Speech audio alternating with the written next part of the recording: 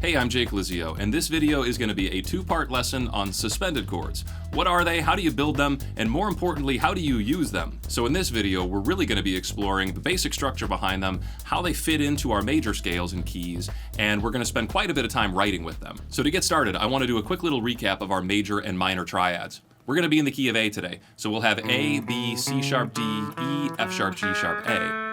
To build an A major triad, or an A major chord, I take a root A, a third C sharp, and a fifth E. And A, C sharp, E spells out an A major chord. If I want to build an A minor chord, I take a root A, a flatted third, so that C sharp just becomes a C, and a fifth E, and that gives me A, C, E, which is an A minor chord. The thing to pay attention to here is the only difference between A major and A minor is that third.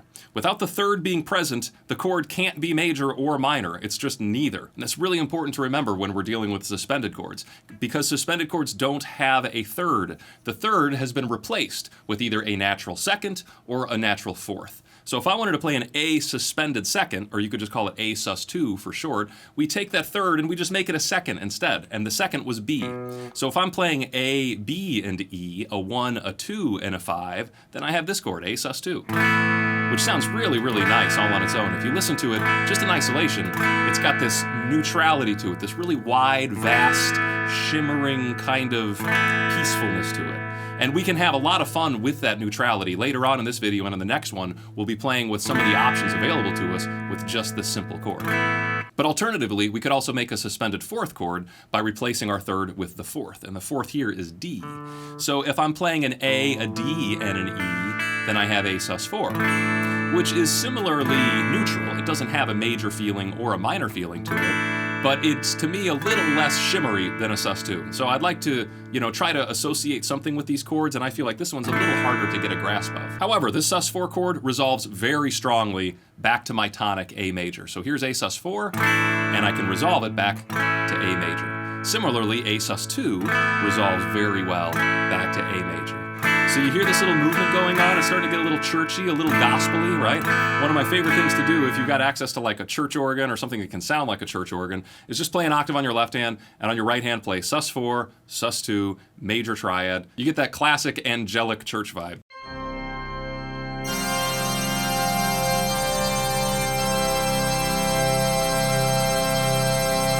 Now this is the first way I suggest people experiment with suspended chords. Use them as just a way to spice up your tonic chord. If you're in A major and you gotta strum, 4 measures of your A major, that can get kind of boring.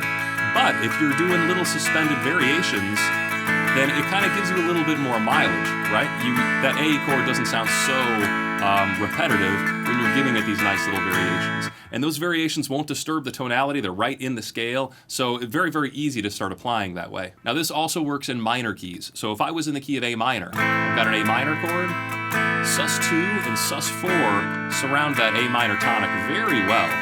You hear this kind of thing in Dust in the Wind. There's quite a few measures in the intro of Dust in the Wind where they're taking an A minor, A sus2, A sus4, back to A minor. You can also think of Tenacious D's Tribute, which is just an A minor, with a few little hammer-ons to introduce the suspended variations. So that's pretty easy. If you're on the 1 chord in any key, you can use these suspended variations to kind of just prolong the longevity of that chord. However, these suspended chords actually fit in all over our scale. So to get a good visualization of this, here's what I want to do. Let's line up all 12 chromatic notes down here. And now let's just highlight the notes that are in A major, okay? What I'd like to do is start on my root A and see if I can build a sus2 or a sus4. A sus2 was a root, a second, and a fifth. And those notes happen to be in the key of A. And a sus4 was a root, a fourth, and a fifth. And those notes are also in the key of A. Now let's shift this position all the way over to my second tone, which is B. And you'll see that if I start on B and I try to play a sus2, the note that I'm playing is a C sharp. And that's totally cool in the key of A. You're allowed to play C sharps in the key of A.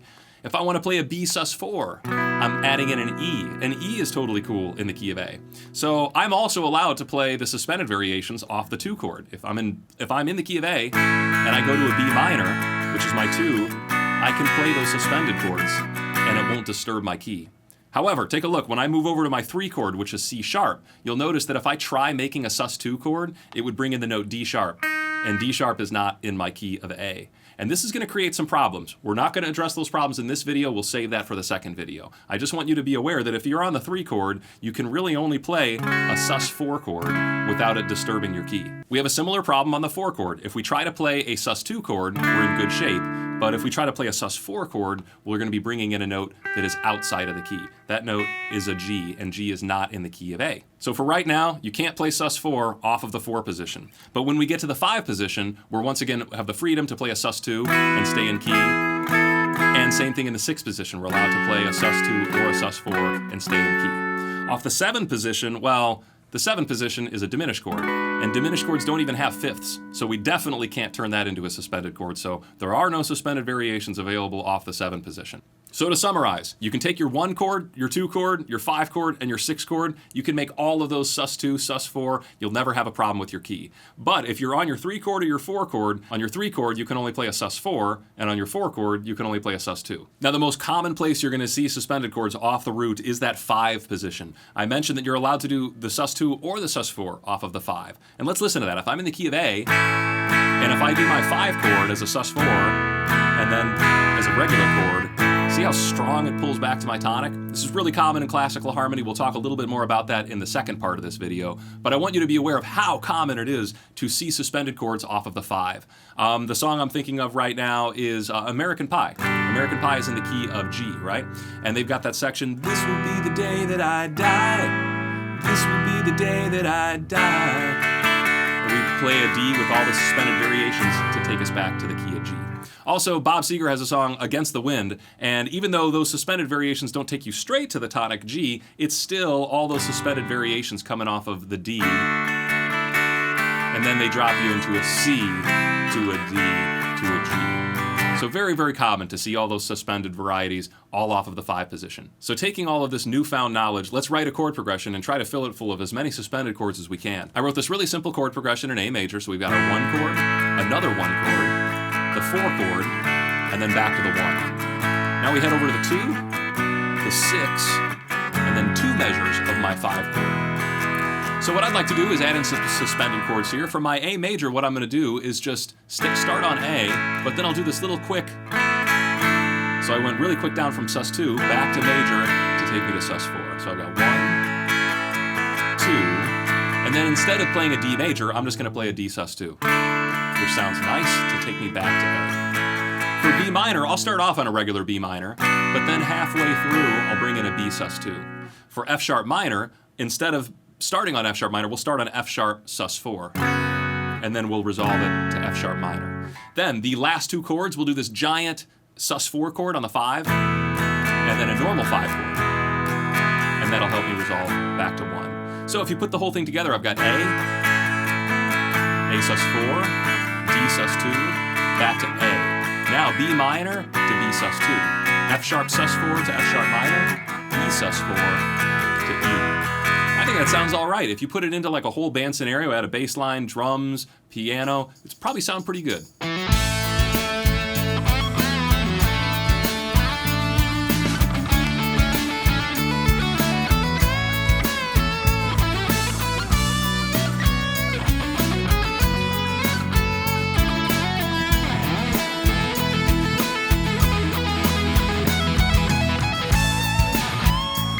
Now let's take a completely different approach to composing with suspended chords. I mentioned to you that I really like the shimmery neutrality of this A Sus2 chord. And I'm not joking, I think it's really, really nice. I think if you experiment with it in different voicings, you can bar it and kind of move it around. And it's just got this very, very strange silvery openness to it that I really enjoy. And because it doesn't spell out a key, right? And A Sus2 is just a 1, a 2, and a 5, that could mean a lot of things. That could be the key of A major. That could be the key of A minor. That could be the key of A Lydian. So why don't we turn this chord into all 3 of those keys? And here's how we're going to do that. I started by recording an A Sus2 with this rhythm on my acoustic guitar.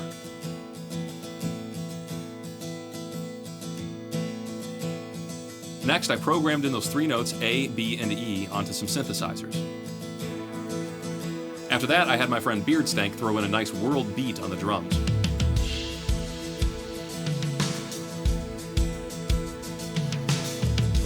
Next was a bass line that just uses the notes A and E, the root and the 5th.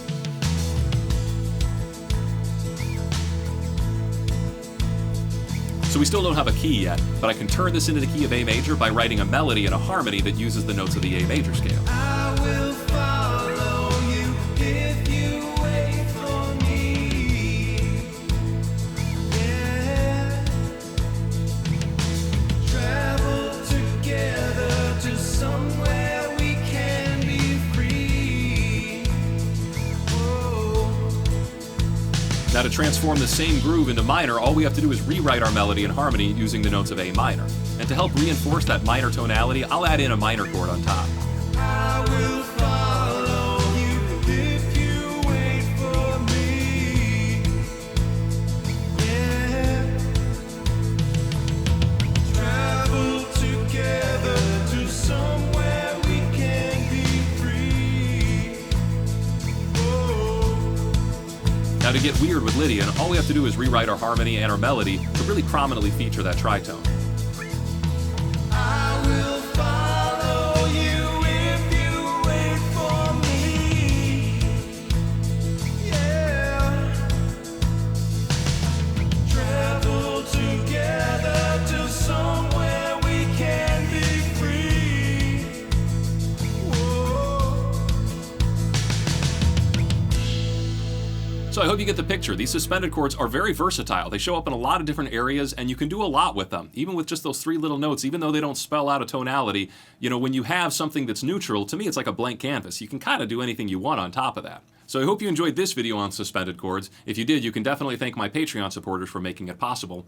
In the next video, we are going to be exploring a little bit more of the classical and harmonic applications of the suspended chord. We'll also be taking a look at some of the things that are kind of related to suspended chords, like add 9 chords, 7th suspended 4s, major 7th suspended 4s. And more importantly, we're going to take a look at some of the problems that may arise when you try to break the rules of music theory and how we can use music theory to kind of save ourselves in those instances. So it should be a really fun video, and I hope to see you there. Until then, thanks for watching, and I'll see you in the next one.